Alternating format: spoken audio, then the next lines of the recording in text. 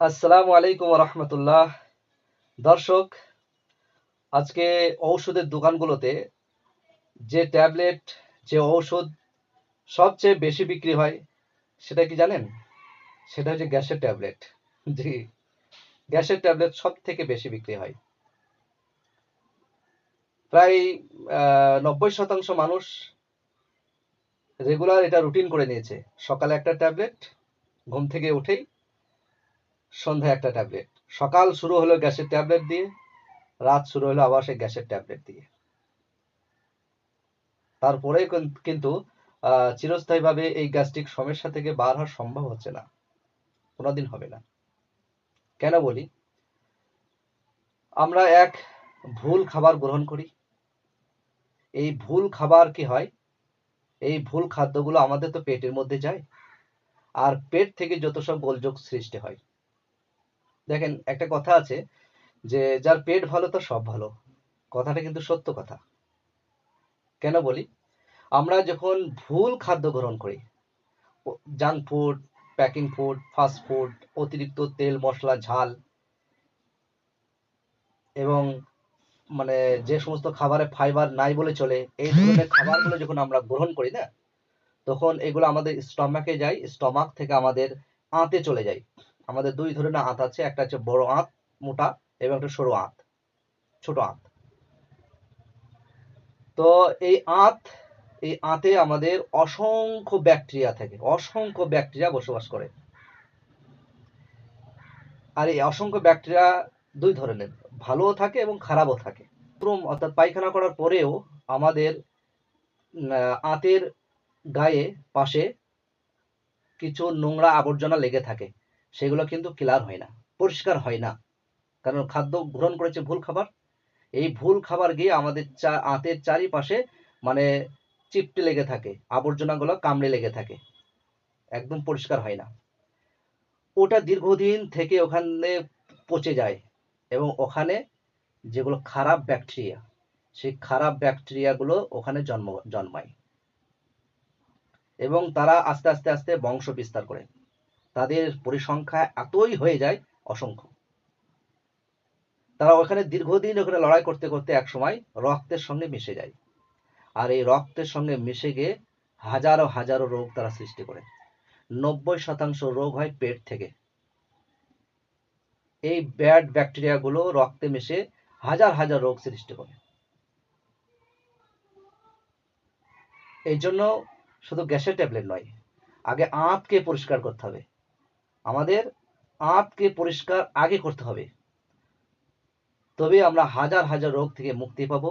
Gastric সমস্যা, কোষ্ঠকাঠিন্য, এবং বুক জ্বালা, পেট জ্বালা, পেট যন্ত্রণা ইত্যাদি যে সমস্যাগুলো, চিরস্থায়ীভাবে আমরা মুক্তি পাবো। কি করতে হবে? আমাদেরকে আঁতকে পরিষ্কার করতে হবে, আঁতকে ধুয়ে পরিষ্কার করে দিতে হবে। তো কিভাবে সম্ভব? সম্ভব তো অবশ্যই আছে। তাহলে কি করতে হবে? একটা খাদ্য গ্রহণ করে। আপনারা শুনে হয়তো অবাক যাবেন যে খাবার খেয়ে আবার আঁত পরিষ্কার। জি হ্যাঁ, খাবার খেয়ে আপনার আঁত পরিষ্কার হবে। সেটা হচ্ছে কি শিফায়ে তালবিনা। শিফায়ে তালবিনার মধ্যে রয়েছে পর্যাপ্ত পরিমাণে ফাইবার, আঁশ। আর এই ফাইবার আঁশ যখন আঁতের মধ্যে যাবে, আপনার আঁতকে পুরো পরিষ্কার করে নামিয়ে পায়খানা রাস্তা দিয়ে নামিয়ে দেবে। এ সম্পর্কে আমাদের প্রিয় হাবিব, প্রিয় নবী হযরত মুহাম্মদ সাল্লাল্লাহু আলাইহি সাল্লাম বলেছেন যে নবী আলাইহিস সালাতু ওয়াস সালামের যুগে যাদের পেটের সমস্যা হতো, গ্যাস্ট্রিক সমস্যা হতো, কোষ্ঠকাঠিন্য হতো, পেট যন্ত্রণা করত, তখন নবী আলাইহিস সালাতু ওয়াস সালাম তাদেরকে উন্নত মানের খাবার হিসেবে তালবিনা সেবন করতে দিতেন। আর এই তালবিনা সেবনের মাধ্যমে তাদের পেট রিলেটেড যত সমস্যা, যত বিমারি, যত অসুখ, সব ভালো হয়ে যেত। আলহামদুলিল্লাহ। তো আজও এই শিফায়ে তালবিনা যদি আমরা পান করি বা খাই, তাহলে পরে আমাদের আঁত পরিষ্কার হবে। এবং আঁত পরিষ্কার হলে কি হবে? ব্যাড ব্যাকটেরিয়াগুলো ওখানে জন্মানো, ওখানে বংশ বিস্তার করার সুযোগ পাবে না। পাশাপাশি কি হবে? যে গুড ব্যাকটেরিয়া ওখানে জন্মাবে।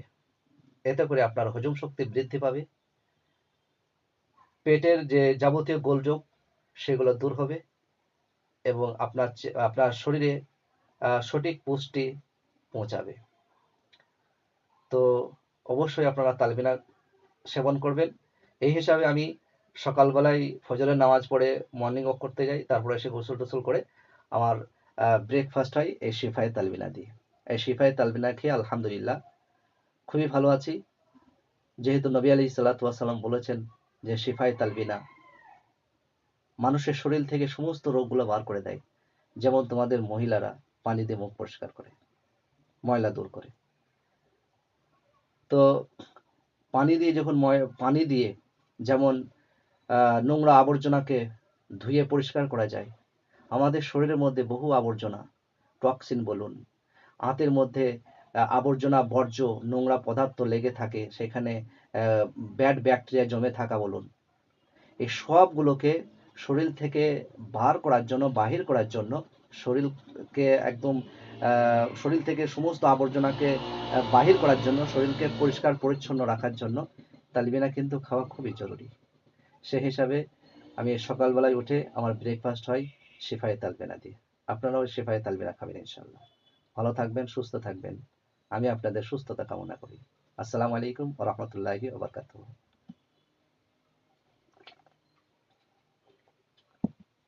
আলহামদুলিল্লাহ।